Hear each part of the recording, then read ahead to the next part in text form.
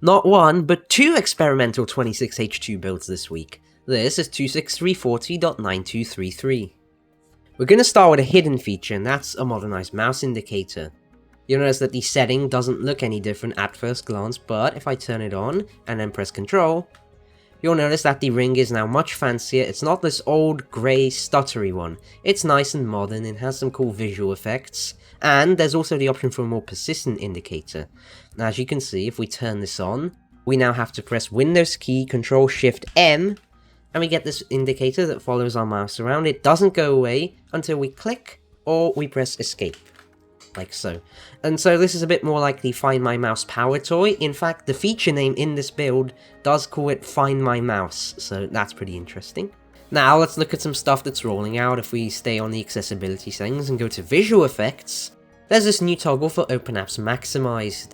You can now have apps open maximized by default, so I'll open up a few. Notepad, Paint, and the store, and the Photos app, and as you can see they all open maximized. In fact, if I change this so that one of these is not maximized, normally it would stay in that position when it next opens, but with this option, it's maximized again. So that's pretty convenient, and it's very useful if you're on tablets or handhelds, something like that. If we head to privacy settings and go to location, but camera and microphone will also work, there are now per app controls for Win32 desktop apps. So instead of it being all or nothing, where you toggle on a section at the bottom that either all desktop apps can access location or none of them can, you can now toggle them individually. So for example, Edge is one, and if you turn that off, we can have other Win32 apps access location without Edge needing to. The section at the bottom is now exclusively for unsigned desktop apps, as you can see here, and that's still all or nothing.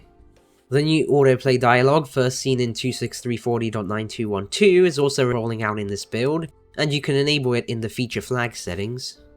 Next, if we head to installed app settings, you'll notice that the app list here now shows app versions for packaged apps such as Calculator, Camera, Feedback Hub, without needing to go into the advanced options settings. In File Explorer, you'll notice that PDF and non-HTML files that you download from the web, as you can see this has mark of the web, can now be previewed automatically in the preview pane, like so.